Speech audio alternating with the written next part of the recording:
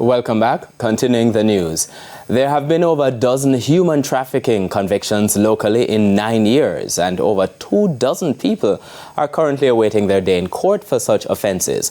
Romardo Lyons has part 2 of Freedom Stolen.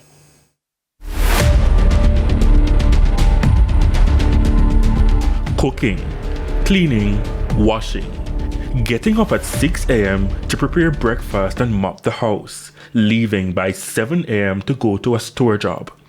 Returning by 8 p.m. to prepare dinner.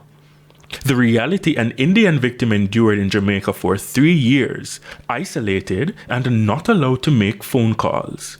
The man attempted suicide in 2017 and eventually escaped and made a report to the Passport, Immigration and Citizenship Agency in May 2019.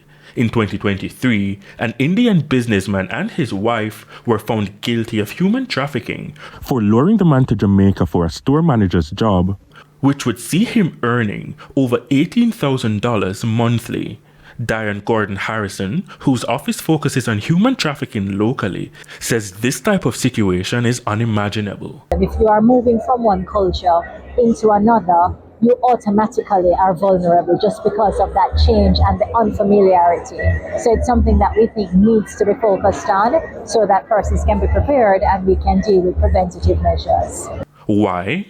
The Trafficking in Persons Act, which was enacted in 2007 to prescribe measures to prevent and combat trafficking in persons, was updated in 2013 and again in 2018 to enable a judge to try trafficking offences without a jury.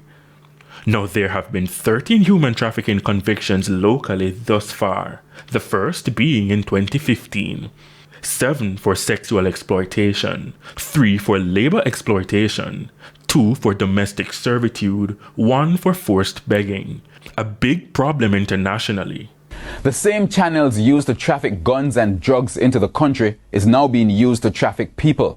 According to head of the Anti-Trafficking in Persons Vice Squad, Detective Inspector Kemisha Gordon, currently over 25 people await their day in court.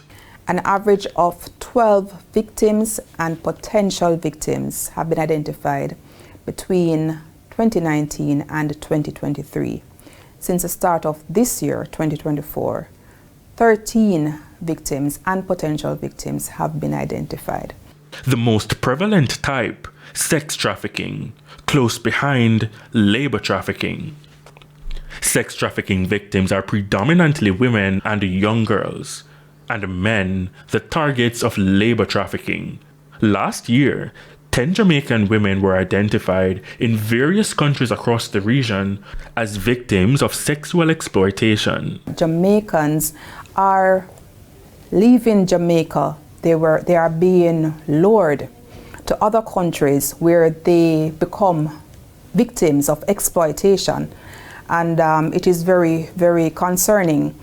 Last year, there were foreigners as well here that were identified as victims.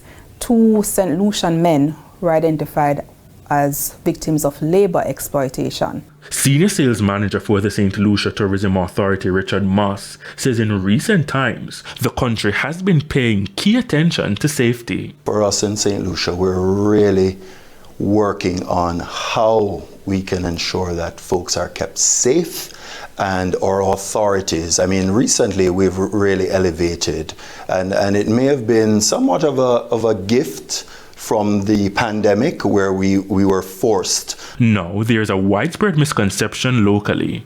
Back Road, Ripon Road, and all those other places that we know that prostitution take place. There's a misconception that this type of activity is automatically trafficking. These locations are prostitution hotspots. There's a difference. A trafficking hotspot is a location where 2 or more trafficking cases have been identified. She warns, however, that prostitution plays a key role in sexual exploitation.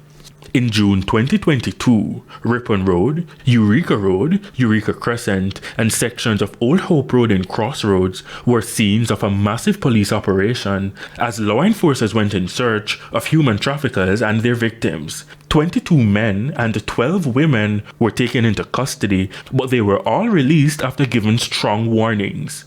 In Part 3, officials from around the region sound the alarm on human trafficking. Ramarda Lyons, TVJ News.